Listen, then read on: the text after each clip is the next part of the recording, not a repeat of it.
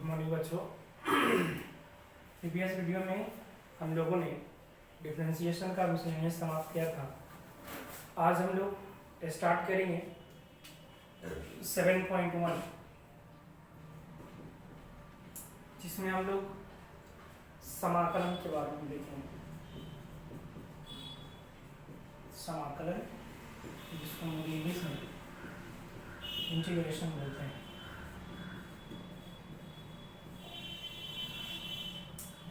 तो समाकलन जो है, इसका अगर शाब्दिक अर्थ देखा जाए इंटीग्रेशन का, तो इंटीग्रेशन का मतलब होता है जोड़ना।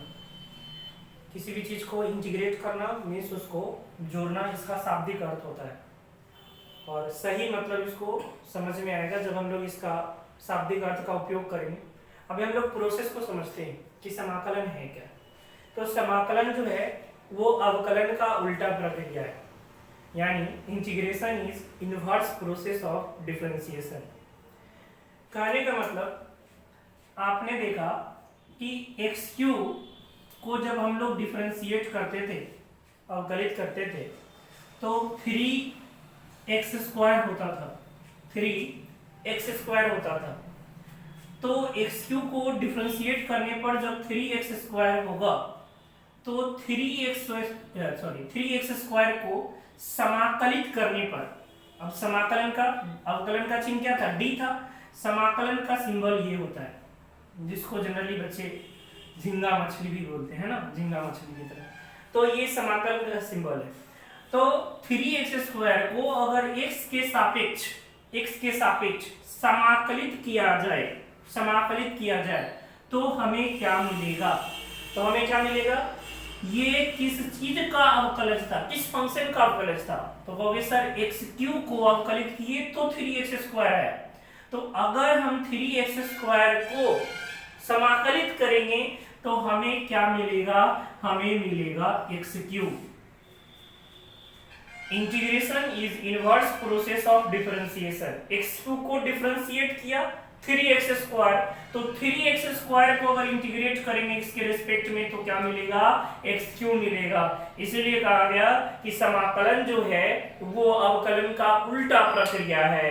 अगर x³ को अवकलित करने पर 3x² आता है, तो 3x² को समाकलित करने पर क्या मिलेगा? x³ मिलेगा। समाकलन अवकलन का उल्टा प्रक्रिया है। x³ को अवकलित किए 3x², यानी x³ को डिफरेंशिएट किए 3x², तो 3x² को जब इंटीग्रेट करेंगे तो हमें वही मिलेगा जिसको डिफरेंशिएट करके लाके किसको डिफरेंशिएट किए थे? x³ को। तो ये हमें क्या मिलेगा? x³ मिलेगा। ठीक है बच्चों। तो अगर समाकलन का डिफिनीशन लिखना हो तो आप लिख सकते हो, समाकलन अवकलन का उल्टा प्रक्रिया है, यानी integration is inverse process of differentiation. ठीक है। अब इंटीग्रेशन में जो होता है, जैसे ये प्रोसेस जो कर रहे थे, ये अवकलन का प्रोसेस कर रहे थे, और जो वैल्यू आ रहा था उस वैल्यू को डेरिवेटिव बोलते थे, अवकलज बोलते थे। इंटीग्रेशन में इंटीग्रेट करने के बाद जो वैल्यू आएगा उसको हम लोग समाकल कहते हैं। क्या कहते हैं? समाकल। ठीक है, इंटीग्रल कहते हैं, या इसका दूसरा नाम है प्रति अवकलज। प्रति मतलब पता होगा आपको, प्रति मतलब विपरीत, और अवकलज यानी अवकलज का विपरीत, जिसको इंग्लिश में आप एंटी डेरिवेटिव बोल सकते हो। ठीक है, एंटी डेरिवेटिव या समाकल, जिसको इंटीग्रल बोलते हैं। ठीक है बच्चों। तो किसी भी फंक्शन को समाकलित करने के बाद, है ना, इंटीग्रेट करने के बाद जो वैल्यू आएगा उसको आप समाकल या प्रति अवकलज कह सकते हो, इंटीग्रल या एंटी डेरिवेटिव कह सकते हो। ठीक है। अब जो समाकलन होता है वो दो तरह के होते हैं, एक अनिश्चित समाकलन और एक निश्चित समाकलन। ठीक है। अनिश्चित समाकलन में क्या होगा? एक फंक्शन दिया हुआ रहेगा और कहेगा इसको क्या इंटीग्रेट कर दीजिए, इसको समाकलित कर दीजिएगा। और निश्चित समाकलन में एक लिमिट लगा देगा कि ये तो आपको इंटीग्रेट करना है, लेकिन एक लिमिट के अंतर्गत 3 से 6 के बीच ही, 4 से 5 के बीच ही, यानी एक नंबर का लिमिट लगा देगा और उस लिमिट के अंदर ही आपको इंटीग्रेट करना है। तो वैसे को बोलते हैं निश्चित समाकलन यानी डिफिनिट इंटीग्रल। और चूंकि हमें शुरुआत के 8-9 एक्सरसाइज सिर्फ इंडेफिनिट के बारे में पढ़ना है, अनिश्चित के बारे में पढ़ना है, इसलिए हम लोग अभी ज्यादा फोकस डिफिनिट पे नहीं करेंगे। बस इतना जान लीजिए कि समाकलन दो तरह के होते हैं, एक अनिश्चित समाकलन इंडेफिनिट इंटीग्रल, ठीक है, इंडेफिनिट इंटीग्रेशन, और दूसरा निश्चित समाकलन यानी डेफिनिट इंटीग्रेशन। डेफिनिट इंटीग्रेशन की विस्तार से चर्चा हम लोग करेंगे जब इंडेफिनिट खत्म हो जाएगा, ठीक है। तो इतना में हम लोगों ने क्या सीखा, समाकलन क्या है, अवकलन की उल्टा प्रक्रिया समाकलन है, ठीक है, यानी integration is the inverse process of differentiation. समाकलन इंटीग्रेशन कितने प्रकार के होते हैं, 2 टाइप्स के, 2 प्रकार के होते हैं।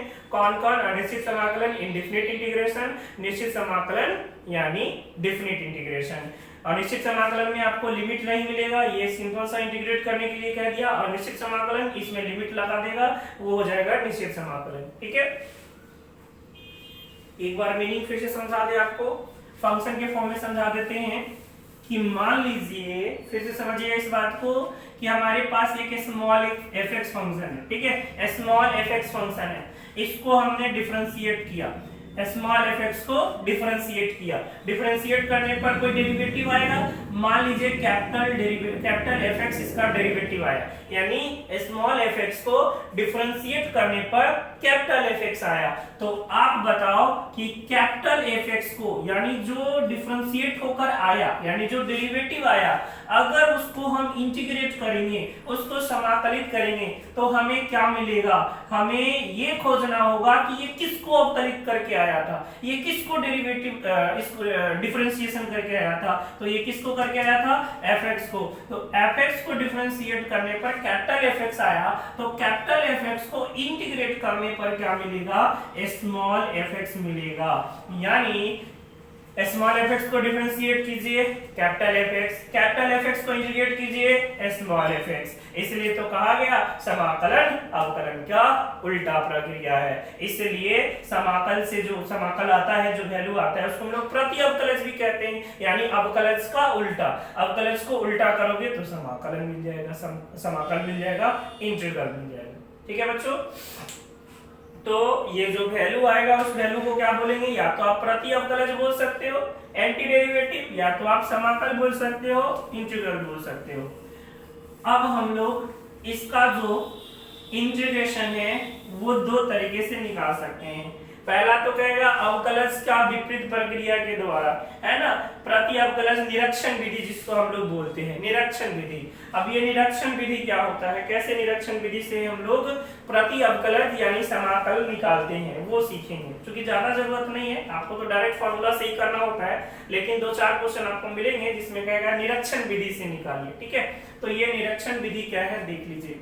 जैसे हमें कह दिया कि आप cos 3x का समाकलन निकालिए, इसको समाकलित कीजिए निरीक्षण विधि से, इसका वैल्यू निकालिए निरीक्षण विधि से, ठीक है। तो हमें क्या करना है, हमें सोचना है कि cos 3x किसका अवकलज हो सकता है, किसका डेरिवेटिव हो सकता है cos 3x, यानी किस चीज को डिफरेंशिएट करेंगे तो cos 3x आ जाएगा। तो इतना डिफरेंशिएशन करने के बाद अब ये सब चीज आपको पता होगा कि सर sin 3x को करेंगे तो हो जाएगा, sin 3x को अगर अवकलित करेंगे x के रेस्पेक्ट में तो सर हमें cos 3x मिलेगा, बाकी एक्स्ट्रा कुछ भी और मिल जाए लेकिन cos 3x तो मिलेगा ही ना। तो हमें इतना सोचना पड़ेगा निरीक्षण विधि में कि किस चीज को डिफरेंशिएट करें कि इतना हमें मिल जाए। तो sin 3x को डिफरेंशिएट करेंगे तो मिलेगा, क्या मिलेगा, तो sin 3x को करना होगा किसके रेस्पेक्ट में, 3x के रेस्पेक्ट में, और 3x को करना होगा x के रेस्पेक्ट में। तो यहां से आपको मिल गया कितना, cos 3x, और 3x को करेंगे तो 3, यानी d sin 3x by dx equal to 3 cos 3x। हमें क्या चाहिए, cos 3x चाहिए, 3 को इधर भेज दीजिए, 3 को इधर भेजिएगा तो भाग हो जाएगा 1/3 d sin 3x by dx equal to cos 3x। क्या 1/3 को अंदर ले सकते हैं, सर कांस्टेंट है, डिफरेंशिएट करते तो बाहर लेते कि नहीं लेते हैं, तो हम इसको अंदर रखना चाहे तो अंदर भी रख सकते हैं, 1/3 sin 3x by dx equal to cos 3x।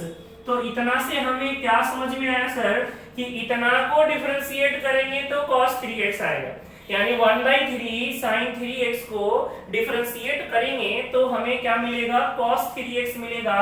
तो बताइए कि cos 3x को अगर इंटीग्रेट करें x के रेस्पेक्ट में, ध्यान से समझिएगा, बहुत छोटा चीज है कि सर इतना को डिफरेंशिएट करें तो cos 3x मिला, इतना को डिफरेंशिएट करें तो cos 3x मिला।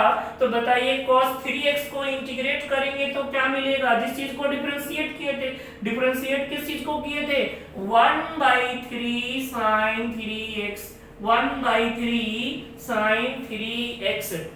फिर से समझिए, ये हमें cos 3x का इंटीग्रेशन चाहिए था, सॉरी इंटीग्रल चाहिए था, इसका समाकल चाहिए था, प्रति अवकलज चाहिए था।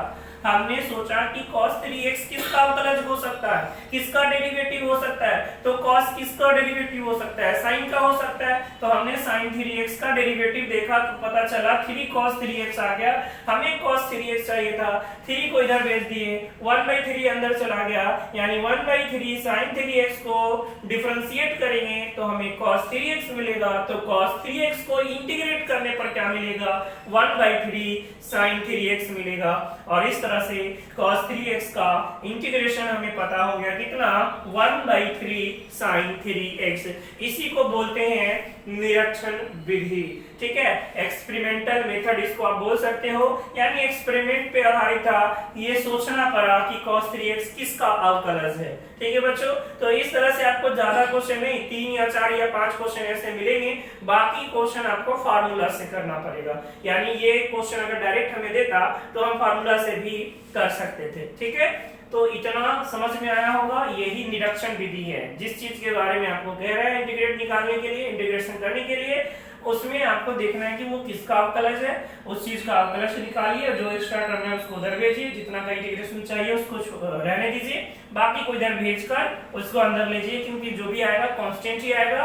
और जब ये पूरा आ जाए, इधर अकेला हो जाए, तो इसका इंटीग्रेशन निकाल लीजिए, क्योंकि इतना को डिफरेंशिएट करने पर जब ये आया तो इतना को इंटीग्रेट जब करेंगे तो हमें ये मिल जाएगा। ठीक है, इसीलिए कहा गया समाकलन उल्टा प्रक्रिया है, किसका, अवकलन का।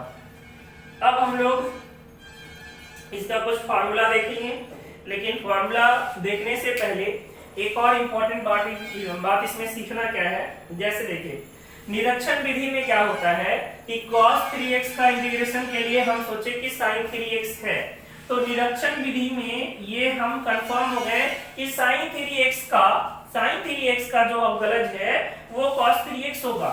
लेकिन हम डायरेक्ट आपको कह देते कि cos 3x का अवकलज ज्ञात कीजिए, सॉरी समाकलन ज्ञात कीजिए, समाकल ज्ञात कीजिए, इंटीग्रेशन ज्ञात कीजिए। तो यहाँ पर क्या होगा, हमें नहीं पता कि इसका जो फलन है जिससे ये डेरिवेटिव, जिसका ये डेरिवेटिव है, वो हमें नहीं पता। अगर हम यहाँ पर कोई कांस्टेंट भी लगा दे, मान लीजिए यहाँ हम 3 कोई लगा दे, 4 लगा दे, तो बताइए उसका अवकलज यही आएगा कि नहीं आएगा। यहाँ हम 10 लिख दे, 20 लिख दे, कोई भी कांस्टेंट लिख दे तो भी तो यहाँ यही आएगा, cos 3x आएगा।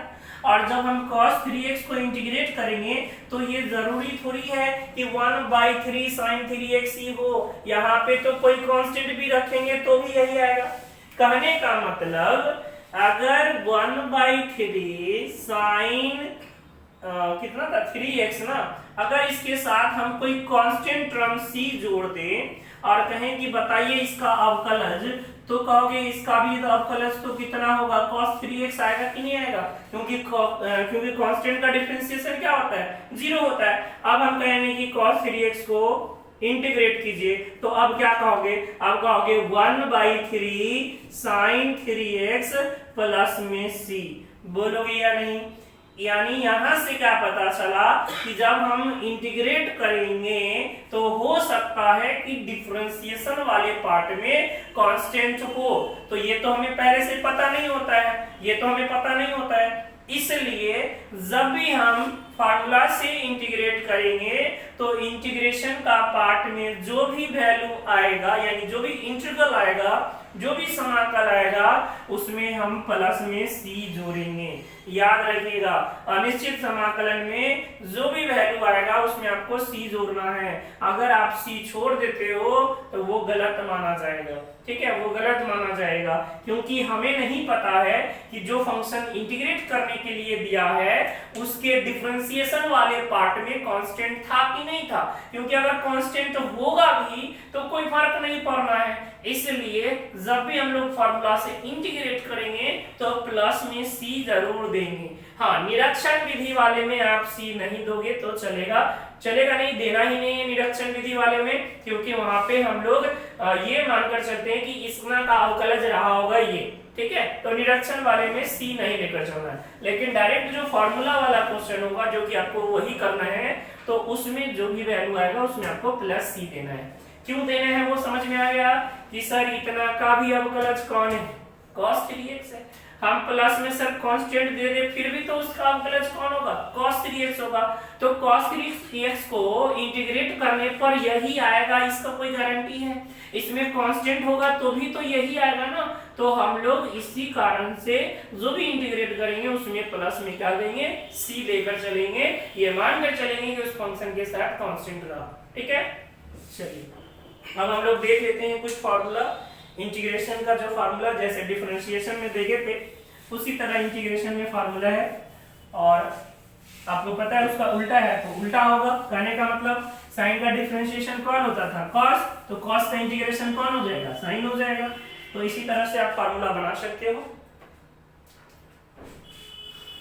सबसे पहला और सबसे ज्यादा वही पावर वाले फंक्शन x पे पावर n, तो x पे पावर n को इंटीग्रेट करना, याद रखिएगा x पे पावर n को इंटीग्रेट करना हो तो इसमें एक पावर बढ़ जाता है। एक पावर क्या होता है, बढ़ जाता है। x पे पावर n+1 और बटा में n+1, जो पावर ऊपर है वही बटा में आना है, जो पावर ऊपर होगा वही बटा में आना है। x पे पावर n+1 और जितना पावर ऊपर है n+1 वही नीचे, ये इतना फार्मूला होता है। और हमने बताया जो भी इंटीग्रेट करेंगे उसमें हम लोग क्या करेंगे, प्लस सी डालेंगे।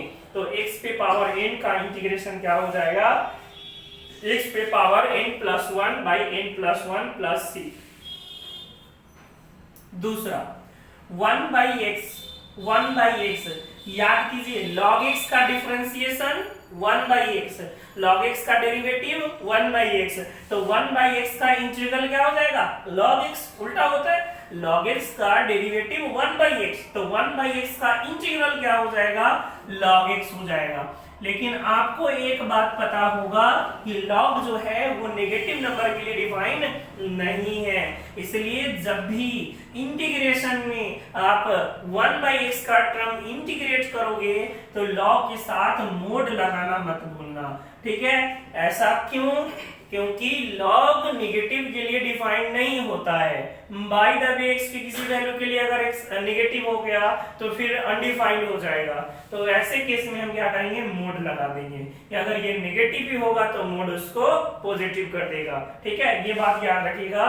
जब इंटीग्रेशन में 1/x का टर्म आएगा log लगाओगे तो log लगा के क्या लगाना होगा, जो भी चीज आएगा उसमें मोड लगाना पड़ेगा।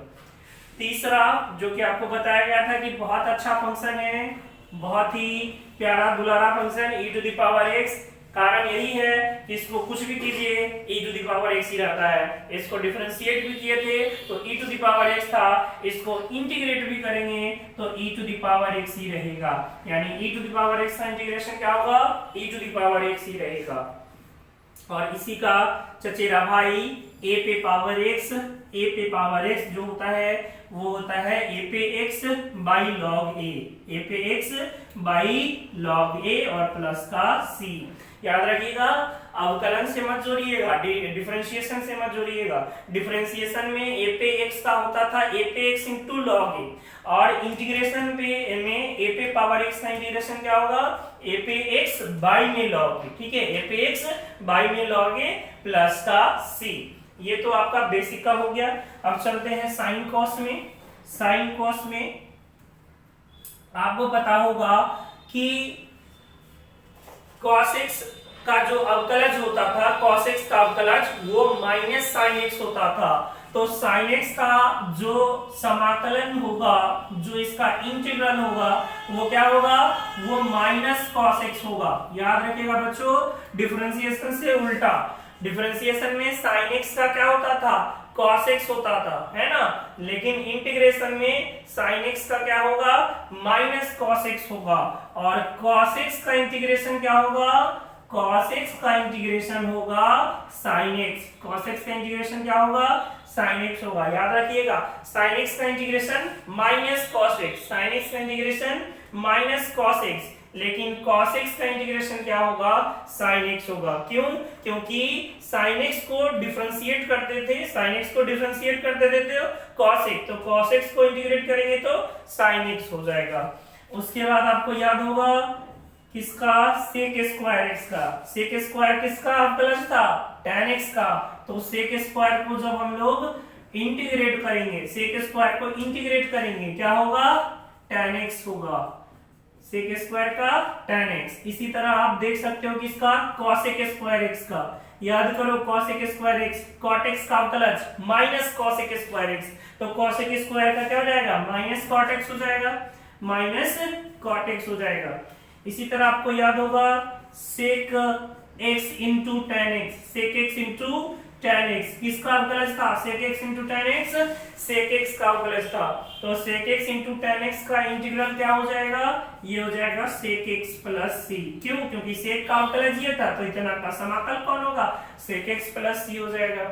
इसी तरह आप cosec इंटू cot का देख सकते हो, cosec x into cot x, cosec x into cot x का जो अवकलज होगा x के रेस्पेक्ट, सॉरी समाकल जो होगा x के रेस्पेक्ट में, वो क्या हो जाएगा, minus cosec x, minus cosec x plus में c। आपको याद होगा cosec का अवकलज डेरिवेटिव कौन था, cosec इंटू cot माइनस का, तो cosec इंटू cot का इंटीग्रल क्या हो जाएगा, माइनस का cosec plus c। tan cot का अभी नहीं होगा, बेसिक उसका नहीं होता है, आगे हम लोग प्रतिस्थापन विधि पढ़ेंगे तो वहां पे हम लोग देखेंगे tan और cot का, ठीक है, tan cot का अभी नहीं। उसके बाद हम लोग देख लेते हैं इनवर्स फंक्शन में। ये आप लोग जो है इसका स्क्रीनशॉट लेकर नोट कर लेना।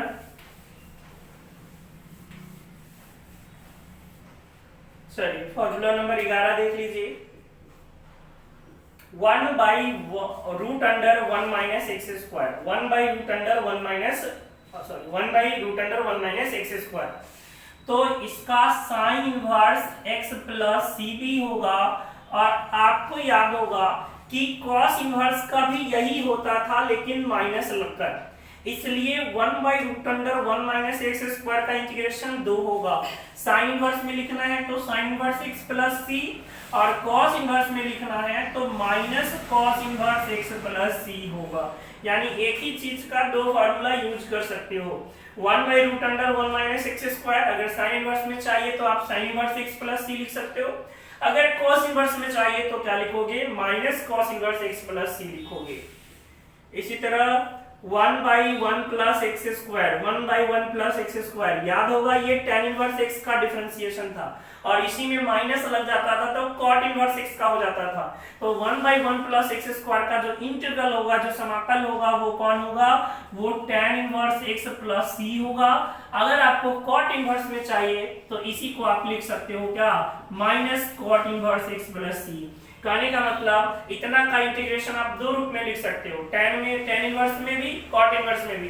tan इनवर्स में लिखना है तो tan inverse x plus c, cot inverse में लिखना है तो minus cot inverse x plus c। और आखिरी फार्मूला इसका देख ले हम लोग, 1 by x into root under x square minus 1। याद होगा ये किसका था, सेक इनवर्स x का था, है ना, और माइनस लग जाता था तो कॉसेक इनवर्स x का। तो इतना का जो इंटीग्रल होगा, जो समाकल होगा, वो क्या होगा, sec inverse x plus c। अगर यही चीज आपको कॉसेक इनवर्स में चाहिए तो इसको क्या लिखोगे, minus cosec inverse x plus c। कहने का मतलब आप इसको ये भी लिख सकते हो, ये भी लिख सकते हो, जैसा जरूरत हो, ठीक है। तो ये 13 फार्मूले हैं इंटीग्रेशन के, ये बेसिक फार्मूले, ऐसा नहीं कि यही है। हर एक आगे जब आप लोग मेथड पढ़ोगे इंटीग्रेशन का मेथड, बहुत तरह के तरीके होते हैं, तो उनमें हर एक में आपको कुछ ना कुछ ऐसे नियम, ऐसे रूल, फार्मूले मिलते रहेंगे, ठीक है। लेकिन बेसिक क्वेश्चन करने के लिए आपके पास इतना फार्मूला होना चाहिए।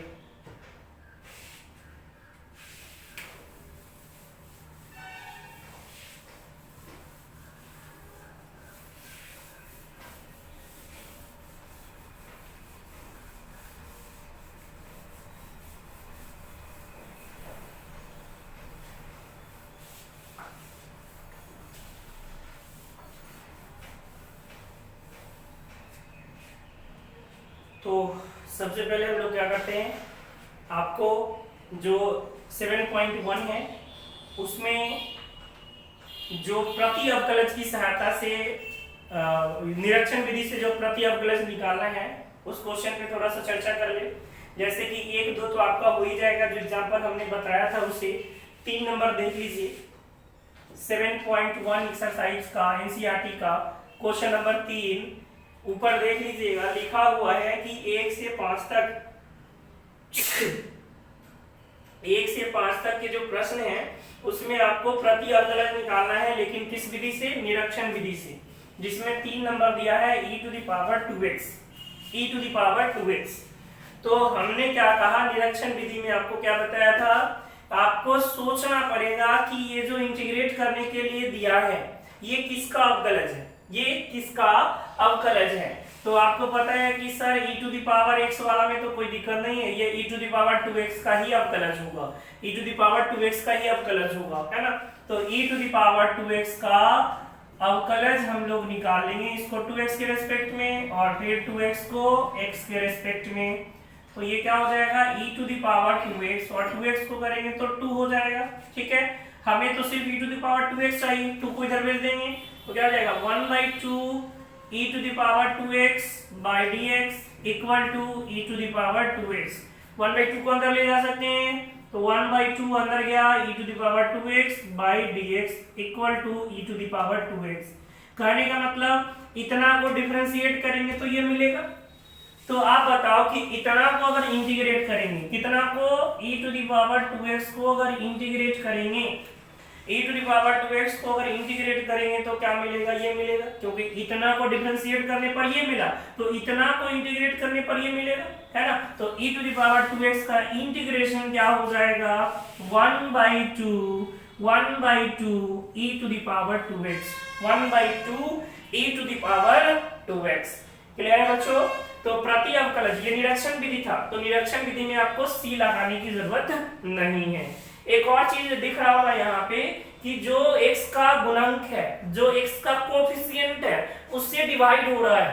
इसका कारण भी हम बताएंगे प्रतिस्थापन विधि में, लेकिन एनसीईआरटी क्या किया है कि एक क्वेश्चन में ये दे दिया है, तो वहां पे हम लोग जब डिवाइड लगाएंगे तो बच्चे कारण पूछेंगे, वो कारण अभी समझ लीजिए।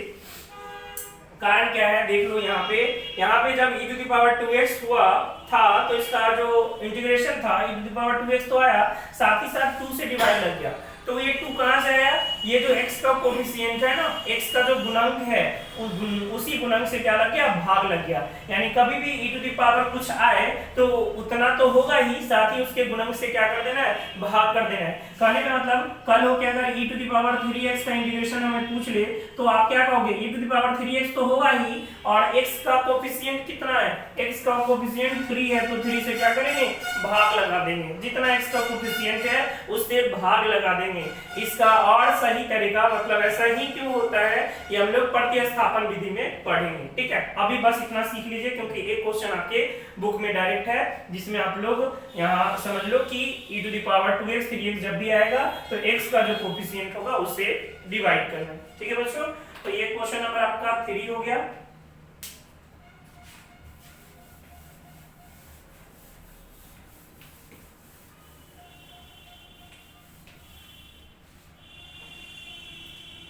क्वेश्चन नंबर 4 देख लीजिए।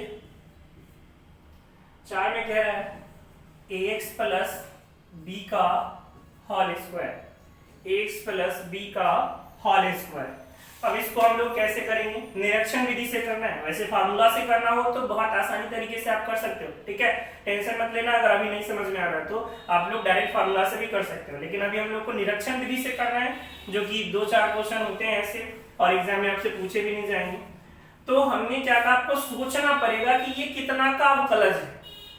डिफरेंशिएशन में पावर फंक्शन आपने पढ़ा कि जितना पावर होता है उससे कम जाता है, यानी ये पावर 2 है तो ये किसका अवकलज हो सकता है, दिमाग लगाइए कि अगर पावर 2 है तो ये किसका अवकलज हो सकता है, पावर 3 वाला का।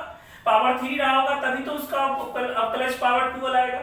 कहने का मतलब अगर हम ax प्लस b पे पावर 3 का अवकलज देखें, डेरिवेटिव देखें, तब हमें जाकर इतना मिल सकता है, मिल सकता है नहीं मिलेगा ही, इसके साथ भले ही कुछ और मिले, ठीक है। तो हम लोग इसको क्या करते हैं, डिफरेंशिएट कर लेते हैं। ax प्लस b पे पावर 3 को किसके रेस्पेक्ट में, ax प्लस b के रेस्पेक्ट में, फिर ax प्लस b को किसके रेस्पेक्ट में, x के रेस्पेक्ट में। तो ये हो गया कितना, 3 इंटू ax प्लस b का स्क्वायर, एक पावर कम जाएगा, और ax को करेंगे तो कितना, a, b का तो क्या हो गया 0। तो हमें तो सिर्फ क्या चाहिए, ax प्लस b का होल स्क्वायर चाहिए, ax प्लस b का होल स्क्वायर, बाकी जो भी होगा इधर भेज देंगे। एक्स्ट्रा कौन है, 3a, तो इधर ले आते 3a, तो 1/3a हो जाएगा into d ax plus b का whole cube by dx equal to क्या बच गया, ax प्लस b का होल स्क्वायर। ये कांस्टेंट है, अंदर ले जा सकते हैं, 1/3a ax प्लस b का whole cube by dx equal to ax plus b का होल स्क्वायर। कहने का मतलब इतना को अगर हम लोग डिफरेंशिएट करेंगे तो हमें ये मिलेगा, इतना को डिफरेंशिएट करेंगे तो ये मिलेगा, तो इतना का इंटीग्रेशन क्या हो जाएगा, यानी ax प्लस b का जो होल स्क्वायर है इतना का इंटीग्रेशन क्या होगा। फिर से समझते हैं, अगर नहीं समझ में आया हो तो इतना का डिफरेंशिएशन ये है तो इतना का समाकलन ये होगा, उल्टा प्रक्रिया, इसका अवकलन ये है तो इसका समाकलन ये होगा, यानी ax प्लस b के होल स्क्वायर का जो इंटीग्रल होगा वो कौन हो जाएगा, 1/3a ax प्लस b का होल क्यूब। यही है निरीक्षण विधि, जिसमें आपको सोचना पड़ेगा कि जो इंटीग्रेट करने के लिए दिया है वो किसका अवकलज हो सकता है, ठीक है। तो इसमें 2-3 प्रश्न, 2 ऊपर है और एक 5 नंबर। 5 नंबर में क्या है, 2 फंक्शन को कंबाइन कर दिया है, ठीक है, 2 फंक्शन को कंबाइन कर दिया है। तो हम लोग देख लेते हैं आखिरी 5 नंबर, उसके बाद सीखेंगे कि फॉर्मूला से, जो मेन पार्ट है कि फॉर्मूला से हम लोग कैसे इंटीग्रेट करेंगे क्वेश्चन को। देखिए क्वेश्चन नंबर 5 कह रहा है sin 2x minus 4 into e to the power 3x। तो इसमें 2 पार्ट है, दोनों को आप अलग अलग कर सकते हो, दोनों को आप क्या कर सकते हो, अलग अलग। पहले sin 2x का देख लो, तो sin 2x किसका अवकलज हो सकता है, cos 2x का, cos 2x का अवकलज हो सकता है कौन, sin 2x। तो कर लो, cos 2x को 2x के रेस्पेक्ट में, 2x को x के रेस्पेक्ट में, तो ये क्या हो जाएगा, minus sin 2x into 2x को करेंगे 2, एक्स्ट्रा कौन है -2, इसको इधर भेज देंगे तो -1/2 हो जाएगा, into d cos 2x by dx equal to इधर कौन बच जाएगा, sin 2x। 1/2 को अंदर ले सकते हैं, -1/2 को अंदर ले लिए, cos 2x by dx equal to sin 2x। कहने का मतलब इतना का जो डेरिवेटिव है, -1/2 cos 2x का जो डेरिवेटिव है, इतना का डेरिवेटिव कौन है, sin 2x है।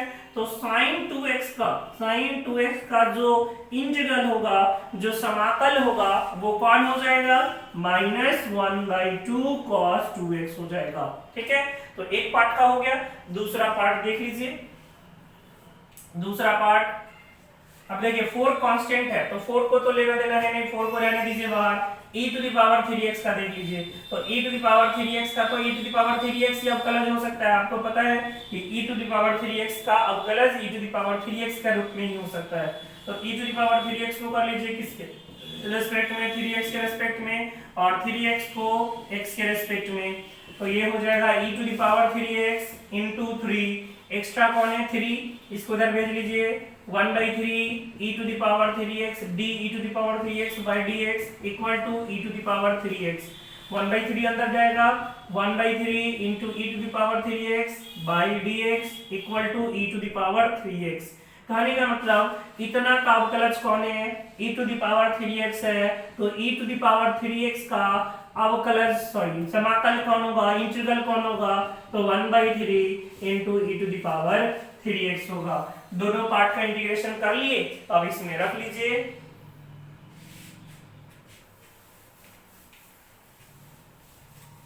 हमें किसका इंटीग्रेशन करना था, sin 2x minus 4 into e to the power 3x dx।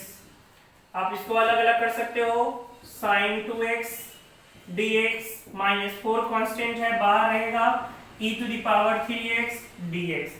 sin 2x का अवकलज आप समाकलन आपने निकाला है कितना, -1/2 cos 2x यही निकाला था, और -4 into e to the power 3x का देखिए समाकल निकला हुआ है 1/3 e to the power 3x, तो ये कितना हो गया -1/2 cos 2x minus 4/3 e to the power 3x।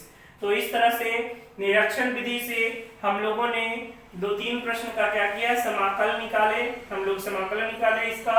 और इसमें याद रखना है कि निरीक्षण विधि में आप सी मत लगाना, सी कहाँ लगाना है, जहाँ पे आप डायरेक्ट फार्मूला से इंटीग्रेट करोगे वहां पे। और मेन क्वेश्चन आपका वही है, ये बस सिखाने के लिए है कि कैसे समाकलन जो है अवकलन का उल्टा प्रक्रिया है। ठीक है बच्चों, और ये जो मान आया है इसका नाम फिर से हम आपको याद दिला देते हैं, ये जो प्रक्रिया का चल रहा है, ये जो प्रोसेस चल रहा है, ये प्रोसेस समाकलन है, ये प्रोसेस इंटीग्रेशन है। लेकिन इंटीग्रेशन करने के बाद जो वैल्यू आया है फंक्शन का, वो वैल्यू क्या है, वो वैल्यू समाकल है, वो वैल्यू इंटीग्रल है। कोई पूछेगा ये क्या है, तो ये इंटीग्रल है। ये प्रोसेस क्या है, तो ये प्रोसेस इंटीग्रेशन है। ठीक है बच्चों, तो इंटीग्रल निकालने का प्रोसेस ही क्या है, इंटीग्रेशन है। और इंटीग्रेशन के किसका उल्टा है, इंटीग्रेशन डिफरेंशिएशन का उल्टा है। तो मिलते हैं हम लोग नेक्स्ट वीडियो में, जिसमें हम लोग देखेंगे कि फार्मूला के द्वारा कैसे हम लोग इंटीग्रेट करेंगे, जो कि मेन पार्ट है इंटीग्रेशन का। ठीक है, आज के लिए इतना ही।